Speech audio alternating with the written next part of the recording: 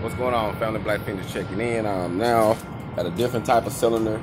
This one right here is heavy duty, so it's a little different than the other ones that I do. They have some that's lightweight, and then they got those that's gonna carry like heavy stuff.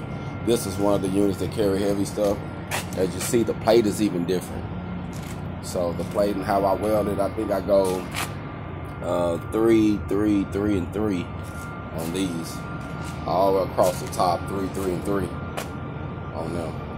And then you got to do those. So it ain't that bad, but this is the unit right here, so you can kind of see what it is. It locks on to the back of the trucks.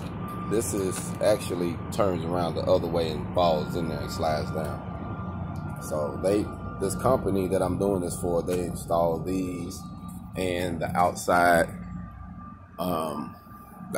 covers and the roll-up doors in the inside. So they do it all. So they pretty much come in here and do it all, and I'm helping them line everything out.